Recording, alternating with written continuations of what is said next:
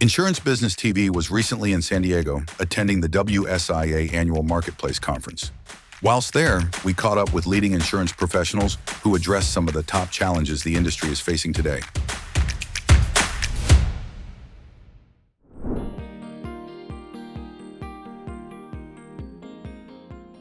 That casualty catastrophe losses represent one of the largest risks of the industry as a whole.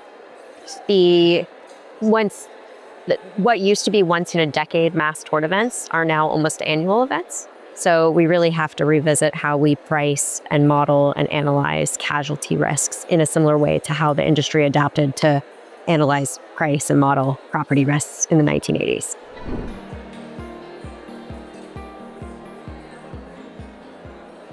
Well, being a casualty expert, it would be more on the mass tort catastrophes that I'd be an expert on, not the nat cats specifically, but PFAs, glyphosate. Those are just to name a few that have come up recently.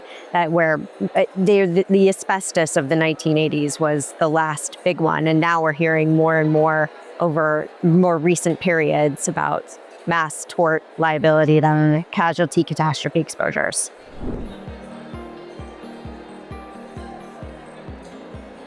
That we haven't addressed it in the similar way to the way we've addressed property casualty or property catastrophes. So we don't price for the aggregation and clash event exposures. And we actually have to we have to look for future-proofing that exposure versus just what we're experiencing now, because of the long-tail nature of those types of claims. They evolve over a lengthy amount of time.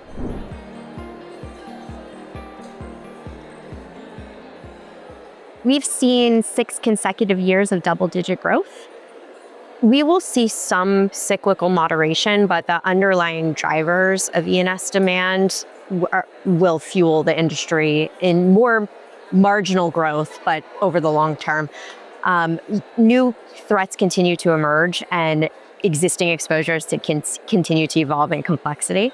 So the E&S market is very well positioned to address those. We've seen risks that used to be just unusual now become more systemic. We've also seen more straightforward risks quickly become extremely challenging in the space. In the casualty space, a good example is habitational real estate.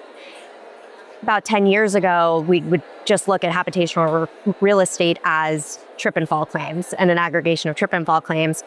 And then with the recent rise in assault and battery claims and habitability claims, human trafficking claims, as well as an increase in the severity of your standard slip and fall claims, it's been too much for the admitted market to absorb. So the E&S market has been really well positioned to structure creative solutions. One example is a new product, active assailant coverage, but also to address those exposures within the E&S marketplace for liability coverages. The world's going to continue to evolve. New threats are going to continue to emerge. So the E&S demand is always going to be there. Maybe not at the pace that we've seen in the last 6 years, but it will be there, and it is sustainable in the long term.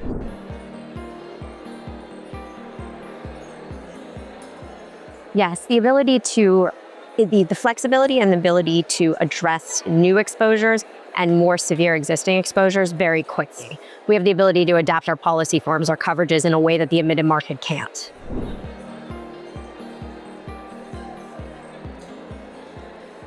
I'm obviously biased, but primary and excess liability, because the unpredictability of social inflation continues to overwhelm the admitted market. They don't know how to adapt to it and how to address it. So the E&S market is able to provide the customized solutions and withstand the aggregation risk of those exposures in the long term.